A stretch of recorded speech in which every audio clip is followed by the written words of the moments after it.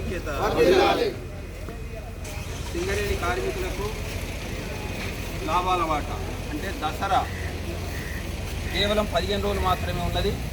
సింగరేణి కార్మికులకు 2024-25 సంవత్సరంలో వచ్చినటువంటి లాభాల వాటాను చెల్లించాలని చెప్పి తెలంగాణ బొగ్గని కార్మిక సంఘం కార్మికుల పక్షాన డిమాండ్ చేస్తూ ఉన్నది.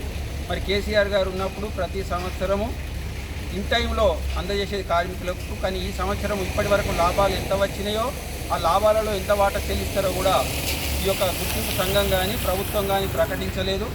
వెంటనే లాభాలు ప్రకటించి లాభాల వాటా చెల్లించాలని తెలంగాణ బొగ్గని కార్మిక సంఘం డిమాండ్ చేస్తుంది.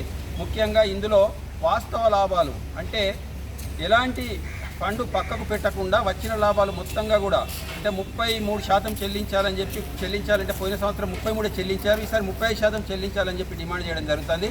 ఇందులో మరి ఎలాంటి కటింగులు పెట్టకుండా వాస్తవ లాభాలు అనేటువంటి పాయింట్ను గుర్తించాలి ఈ యొక్క ప్రభుత్వం గుర్తింపు సంఘం. పోయిన సంవత్సరం 4,700 కోట్లు అయితే 2,000 కోట్లు పక్కకు పెట్టారు, కేవలం మరి 2,700 పంచారు. ఈసారి సుమారు 6,000 కోట్లు లాభం వచ్చిందని చెప్పి మరి పత్రికలలో మేము చదువుతున్నాం.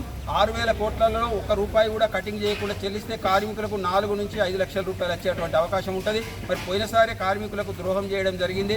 మరి 3 నుంచి 4 లక్షలు వచ్చేది, కేవలం 1,50,000 నుంచి 2,20,000 మాత్రమే చెల్లించడం జరిగింది. ఈసారి ఎలాంటి కటింగ్ లేకుండా చెల్లించాలని చెప్పి టీబీజీ కేసు డిమాండ్ చేయడంతో పాటు మరి పోయిన నెల నల్ల బ్యాడ్జీలు ధరించి జీఎంలకు మేనేజర్లకు వినతి పత్రాలు ఇచ్చినాం. సెప్టెంబర్ ఈ నెల 2వ తారీఖు రోజున కొత్తగూడెంలో పెద్ద ఎత్తున మేము ధర్నా కూడా చేయడం జరిగింది. అంటే 14 రోజులు అయితే అది ధర్నా చేసి అయినప్పటికీ కూడా ఈ రోజు వరకు ఉలుకు పలుకు లేదు. యాజమాన్యం నుంచి ఎలాంటి స్పందన లేదు, ప్రభుత్వం నుంచి ఎలాంటి స్పందన లేదు.